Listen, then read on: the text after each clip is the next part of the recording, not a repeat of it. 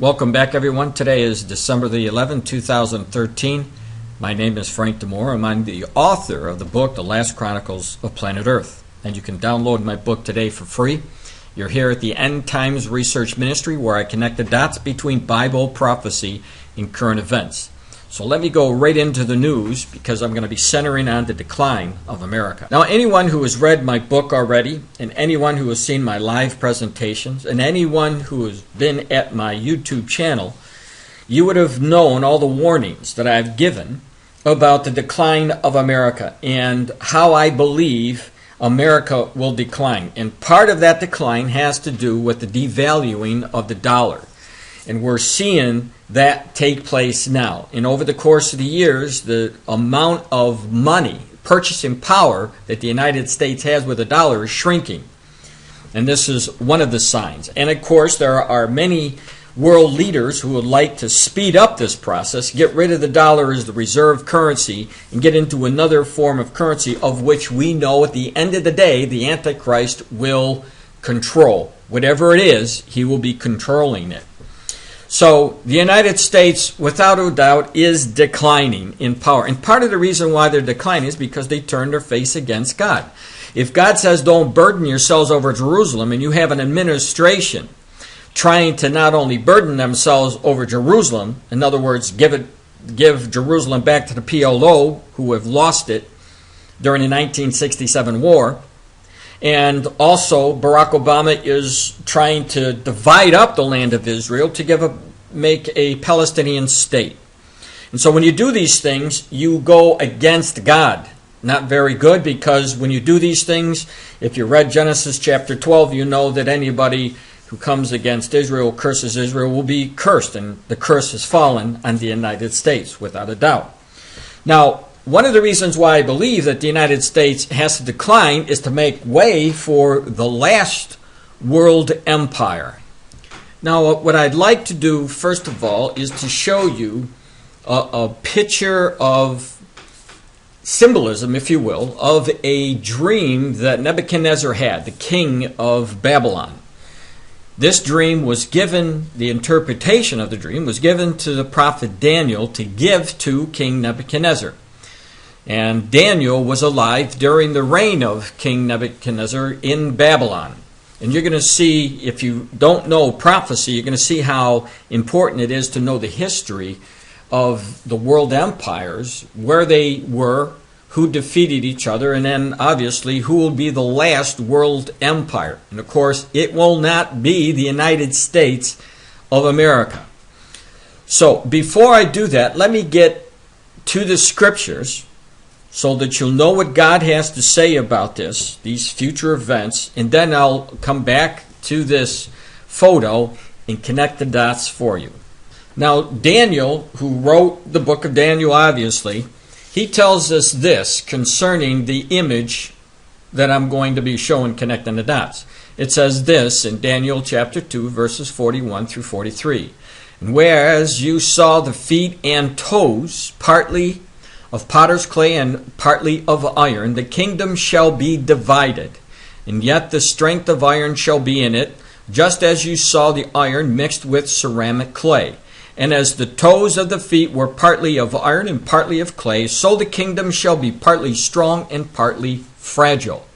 As you saw iron mixed with ceramic clay, they will mingle with the seed of men, but they will not adhere one to another, just as iron does not mix with clay. So in the figure, we see the Lord showing us that the last portion of the world empire in this figure would be feet and toes. Now, how many toes do you have?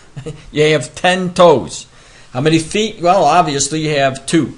But what the Lord was showing us is that the Roman Empire, who was the fourth kingdom, and you'll see the Babylonian Empire, the Medo-Persian Empire, the Grecian Empire, and then the fourth was the Roman Empire, symbolism of the legs in Daniel's interpretation of the dream that God showed Nebuchadnezzar. And so the 10 toes is an offshoot or a revived Roman Empire. All right, now let's take a look what Jesus tells us in the book of Revelation, chapter 17, verses 12 through 14. And the 10 horns. Now, keep in mind, in Daniel, he says there are toes, right? But now, Jesus likens it to 10, what? 10 kings. Look at this. 10 horns or 10 kings. It's symbolism for leaders of nations. And the 10 horns which thou saw are 10 kings. It's very easy to understand. Well, who are kings? Isn't it a fact that kings rule over kingdoms? So we know who they are. Which have received no kingdom as yet, but receive power as kings 1 hour with the beast. Now, who's the beast? That's the Antichrist. So what happens here? Well, you have a revived Roman Empire that shoots from the first Roman Empire.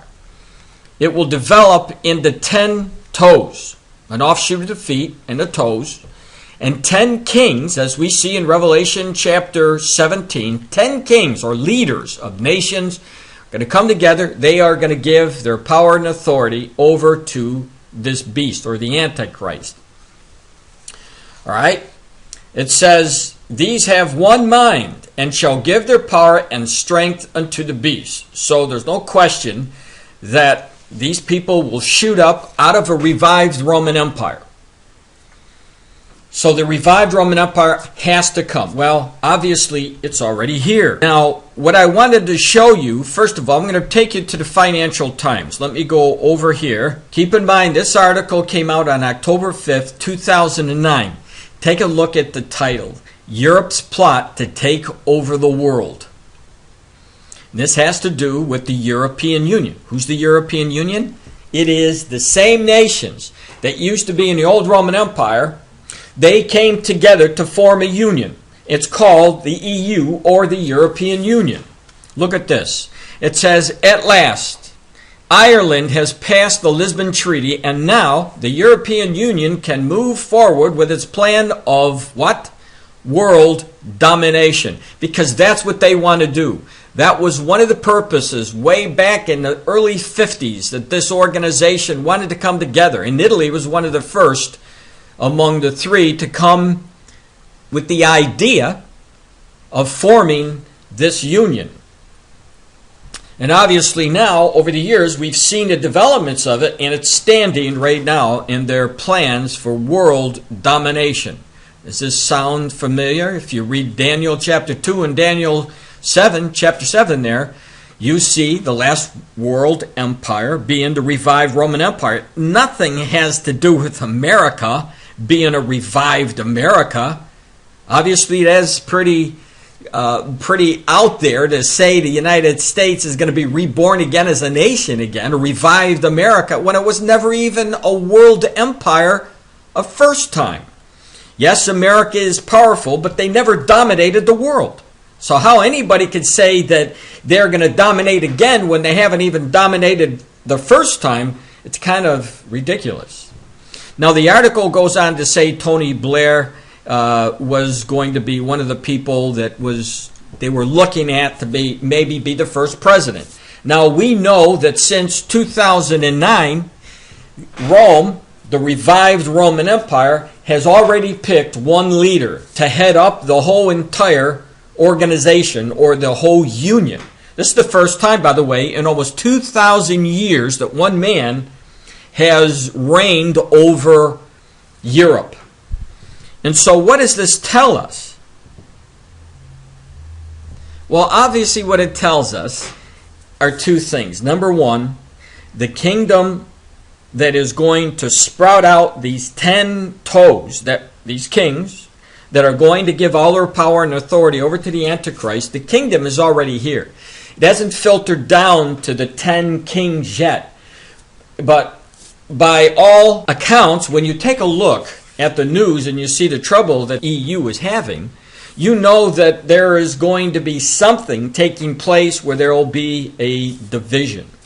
If we're reading this right, we should be looking, because the Lord told us in the scripture that they would not adhere together. So if you have 27 or now 28 nations in the European Union, we should be looking for the group of 10 of these 10 kings that Daniel and Jesus Christ talk about. And when you see those, you will know that you're very, very, very close to seeing the rise of the Antichrist, because when the 10 toes are established, then the little horn will shoot up. And the little horn is the Antichrist. So, one other thing that I wanted to show you.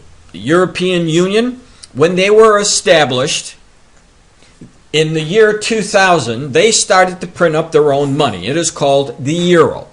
Now, one of the coins that they produce in the euro from the Greece side of the nations there within the European Union, you'll see the Greek coin of a woman riding on a beast.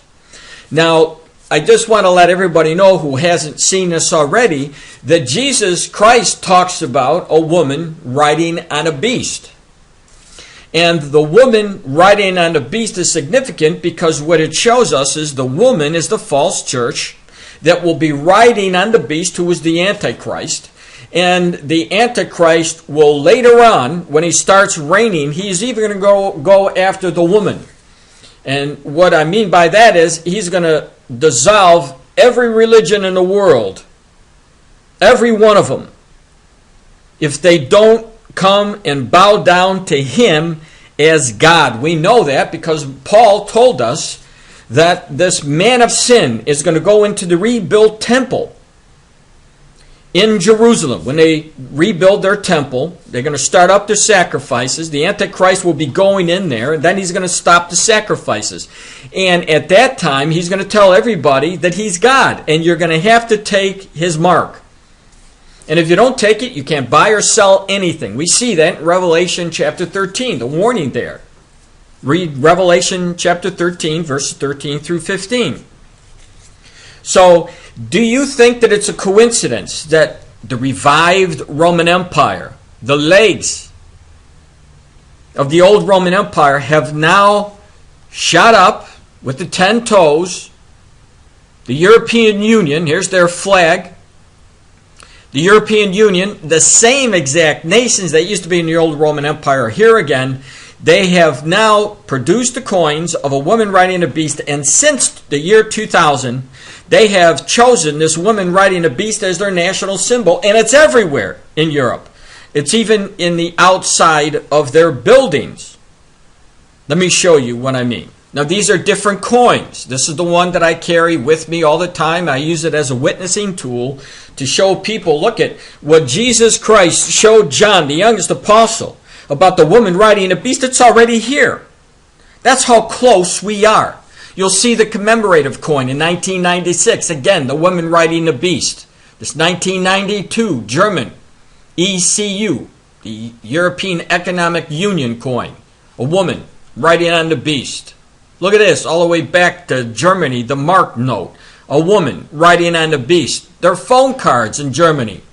A woman. And it's the same color, purple and scarlet. You'll see these colors pop up. Look at this. The stamp. The Italian stamp of a woman in scarlet riding over what? Riding over the water, but there's a fish under there. It's almost like riding over the Christians in the last days. But it's a woman riding on a beast. This is a figure of a woman, a massive statue outside the offices in Brussels, Belgium. And here are some other figures. Again, look at this mammoth artwork of a woman riding a beast.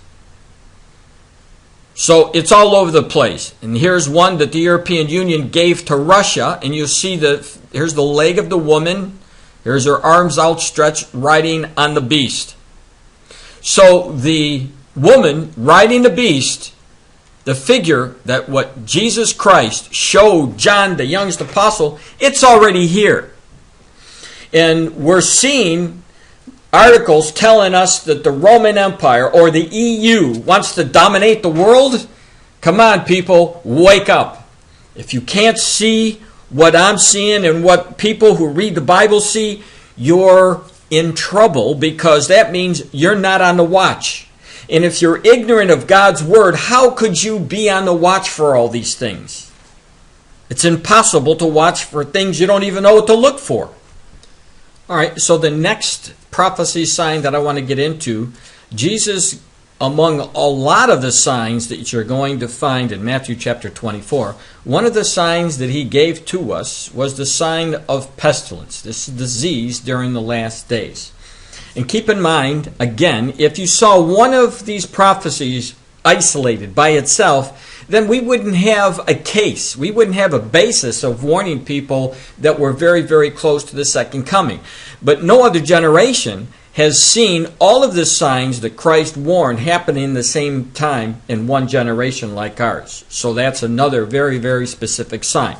So again, although pestilence is only one of the signs, it is very important. Now, knowing what I know about what the Lord had warned us, I gave you many, many warnings over the years. For example, I even wrote it down in a post today. It says, I warned you to watch for diseases that will mutate and cause many to die as the drugs doctors were using will no longer work. All right. Now, as an example of one of my warnings, I'm going to go back to the year 2009. So in 2009, this is what I wrote.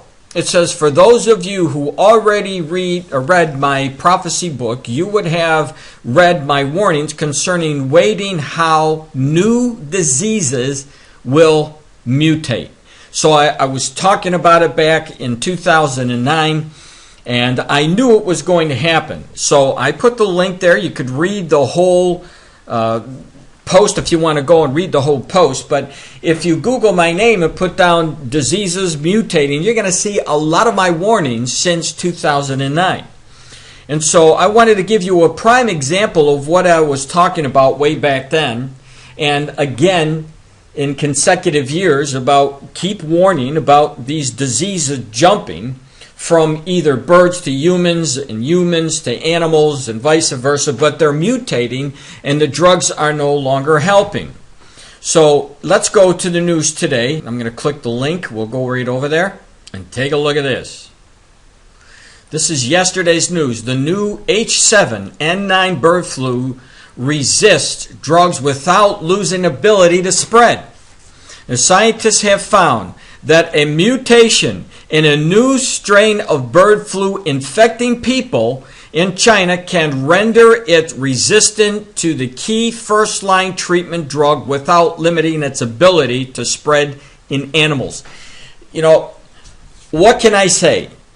I know, to sound the alarm, a lot of people, say you're scaring people. But look, if the Lord said we were going to have diseases, just put two to two together. If you're watching the news and you see what's going on, you see the road ahead of us. And we know that obviously there's going to be a lot of people dying during the tribulation period in the last days as a byproduct of diseases. And naturally, if you see that now there's a progression of these disease mutating and they can't get a handle on it, what do you think is going to happen during the tribulation period when chaos ensues and the medical system breaks down? You're just going to see things spread like wildfire. And my warning back in 2009, I want to warn you again. Watch the news because you're going to see even more of these diseases pop up. Now, I'd like you all who have been following my website to please do me a favor. Do the Lord a favor. What I'm asking you to do is, during this season, contact at least 5 to 10 people. Send them my link and tell them about the free book that they could read today. And just do it. Send the emails to those people saying, if you want the most up-to-date book on Bible prophecy, which proves beyond a shadow of a doubt that we're in the last days, then download his book for free. And by doing this, we'll be able to spread out across even larger areas, and in the hopes that people who read this, as they're watching the news, because it's almost on a daily basis now, we're watching the news and we're seeing prophecies being fulfilled left and right. And so by doing this, you're actually doing the work of the Lord, the work that you've been called out to do in the first place. Because as Christians, what is our function here on this planet? Aren't we the salt of the earth? This is what Jesus told us.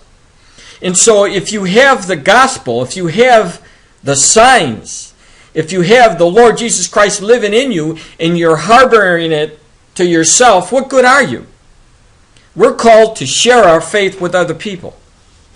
And I do it if I'm in a grocery store, if I do it, I'm in a restaurant. I don't care where I'm at. When I have an opportunity, I'll share Jesus. But one of the easiest things that you could do is just pass a link to one of your friends or your family members and just say, look at this. Just take a look at it. Weigh the evidence, and you can be the judge, because God will be judging all of us. And if we reject Him, then you're rejecting the one that sent Him, God. And so the rejection of Jesus Christ will end you into the lake of fire, and that's where you do not want to be. I'm praying that my book will propel people to read about the Lord and drive them to the Bible where they should have been in the first place. God bless.